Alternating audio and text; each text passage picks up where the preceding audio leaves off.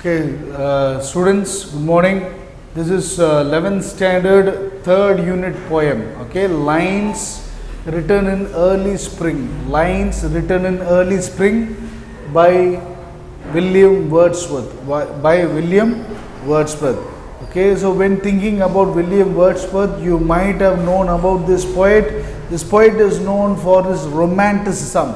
Okay, he is a romantic poet, and particularly he is called a nickname like he's earned a name like nature poet, because his poems definitely there will be a touch of nature. His poems will be associated with nature. He has a great concern and care towards nature. That is why he is called as nature poet. William Wordsworth is termed as nature poet. More about William Wordsworth you can see in the book back of 11th standard, this poem, Lines Written in Early Spring. Coming to the title, Lines Written in Early Spring. In early spring, the atmosphere, the environment, the weather will be fantastic. It will be so nice to see those that particular weather and climate. Okay, so at that time, what happens throughout this poem, what Lines Written in Early Spring comes to tell is that the poet is going and sitting in a place. He is sitting in a place, he is sitting in a grove. Grove, grove means where lot of trees are grown. Okay, where lot of trees are grown, it will be full of shady place. He sits under the grove. Okay, he sits under the grove and he is receiving two kinds of thought. First, a pleasant feeling is coming. A pleasant feeling when you sit under the bower of nature, a pleasant feeling he is experiencing. Simultaneously, he is also receiving some sad thoughts regarding the nature. Okay, pleasant feeling is completely what he experiences about nature.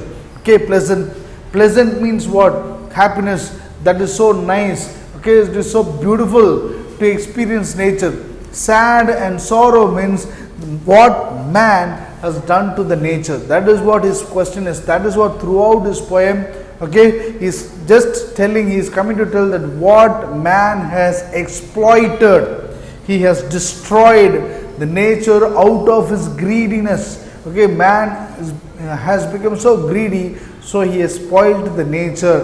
What man has made out of man? What man has made out of man? What man has made out of nature? He has spoiled the nature out of his too much of greediness. That is why the poet laments. Lament means what? Lament means grief. He is full of sorrow. Okay, let us start the poem. Lines written in early spring. I heard 1,000 blended notes. I refers to William Wordsworth. He is hearing 1,000 blended notes. Okay, he is sitting under the grove and he is listening. He is receiving lots of music around nature. 1,000 blended notes. Blended means what? Mixture of notes. Mixture, different kinds of music. Okay, blending. Blending means what? Mixing. Different mixture of music.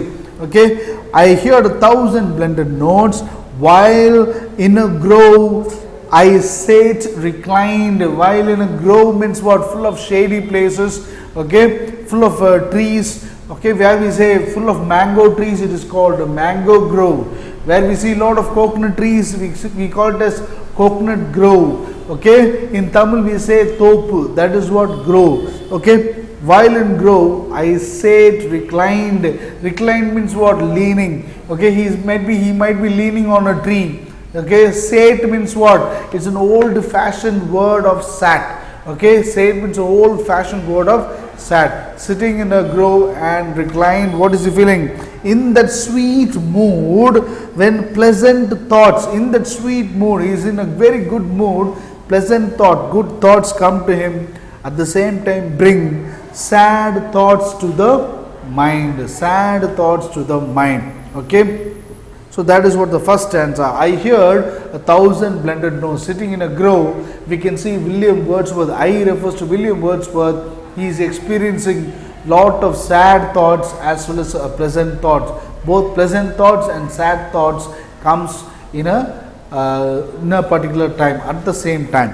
Second one, to her fair works did nature link the human soul that through me ran, and much it grieved my heart to think what man has made of man. The second stanza, to her fair works, her refers to nature. Her nature is compared to a lady. Her is a word which we use for ladies, which we use for girls. So it is a personification.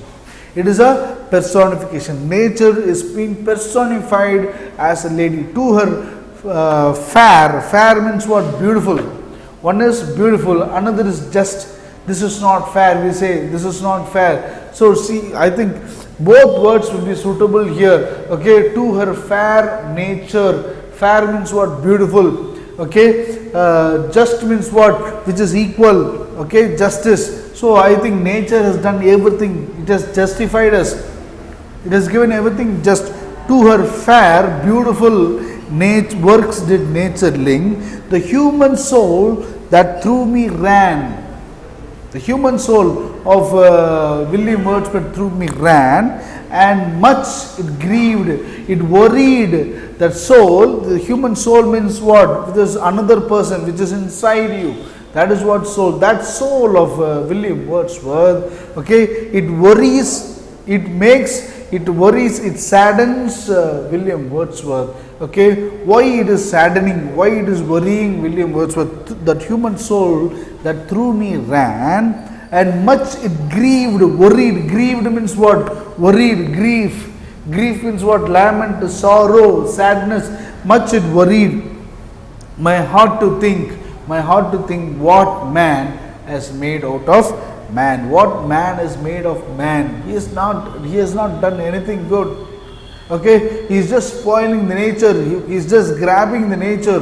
Okay, nature is providing everything. What have you done? Very simple thing. If you uproot a tree, are you planting a tree? Are you planting a sapling? Very simple question is that. That is at least that's the least thing we are to do as a human. Are we doing? That is what man has made out of man. Through primrose tufts, once again he is describing the nature.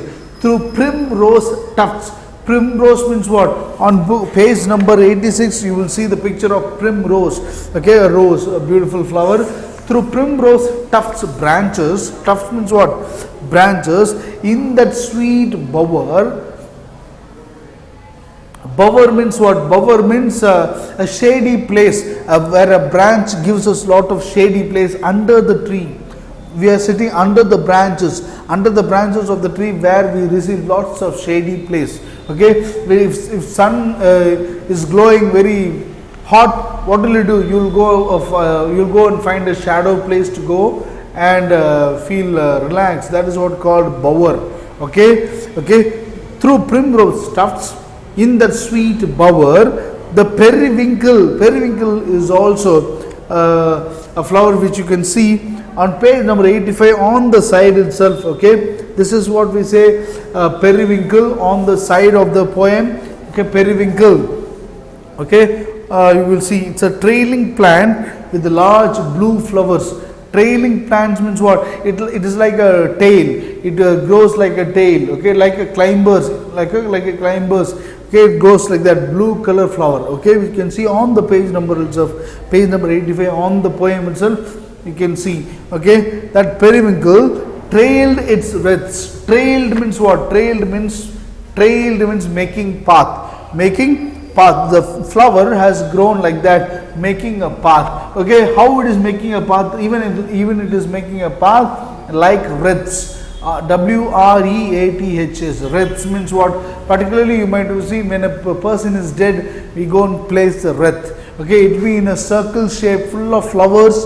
Okay, it will be garlanded. It will be tied in a round shape, that is called wreath. Particularly when people die, it will be in a round shape, full of decorated flowers, and we place it in the name of honor. Okay, honoring the dead person. That is called wreaths. Okay, through the periwinkle trailed its wreaths. Trailed means what? Making way. Okay, trail means what? Path. Okay, that is what in Tamil you say Ottayadi Pada, like that, trail, okay, path, trailed its wreaths. And 'tis my faith that every flower enjoys the air it breathes. It is my faith. 'Tis means it is. Okay, it is my faith. Whose faith? William Wordsworth faith.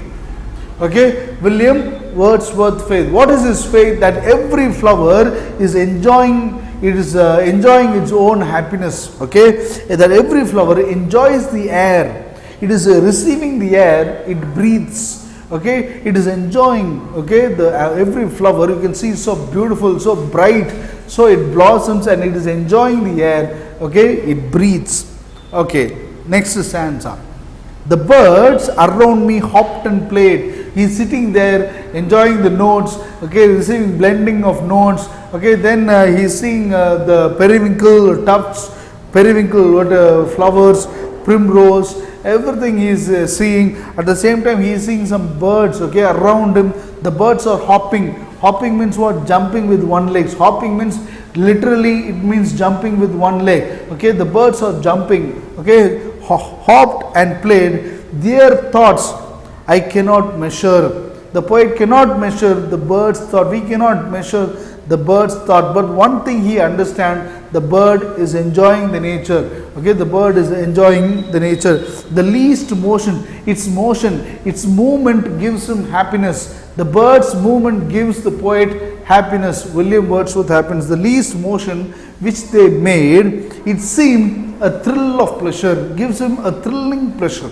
Okay, how the birds move from one bank to other, hopping and jumping, gives him a thrill of pleasure. That is what the fourth stanza. Fifth stanza, the budding twigs. Twigs means what? The branches, the small branches which is yet to grow. Okay, budding means what? Growing, budding. Okay, small things that grow, budding. We say he is a budding artist. Budding artist is a person who is learning to become a great actor, learning. Okay, the debutant artist. Okay, that is what we say, budding. Okay, budding means what's bud. Bud means what? Before it becomes a flower, it is a bud. So budding means small. The budding twigs. Twigs means here I have drawn a picture. This is what we say, twigs. Small branches. The budding twigs spread out their fan. It spreads its branches, spread out their fan to catch the breezy air. The air which blows. Okay, breezy. Okay, to catch the breezy air. And I must think what the poet must think. So he is seeing everything so beautiful. He is enjoying the nature, and I must think what the poet is thinking, that, and I must think, do all I can, that there was pleasure there. There also, with the budding twigs, everywhere he is seeing pleasure. That is what William Wordsworth, throughout this poem, what is he telling? He is in this world, he is enjoying the nature. Everywhere there is pleasure, everywhere there is pleasant thoughts, everything is there. At the same time, he is putting a strong question, okay, what man has made out of man. See the last stanza. If this belief from heaven be sent, if this is the nature God has given us, heaven means what? Heaven means God, holy place. We have a belief, no, that once we die, either we have to go to heaven or hell. Heaven means what? God's place. So God place, he is comparing this world, this nature. If this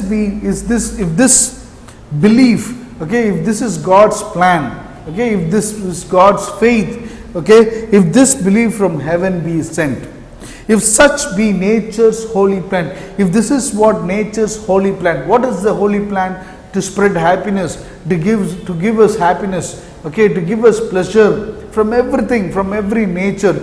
If such be nature's holy plan, okay, have I not reason to learn? If this is full of happiness, have I not reason? Have I means what? It refers to William Wordsworth. He is putting a question, do I not have the reason to lament?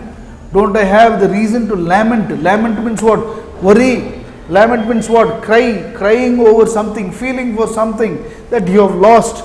Okay? Do I not have reason to lament? Lament means what? Grief, sorrow, sadness. Okay? Have I not reason to lament what man has made out of man? Once again he is putting out a question, okay, what man has made out of man? He is symbolically telling that man has destroyed nature for his own benefits, for his own greediness. Okay, he started cutting trees for his own benefit, for his own selfishness.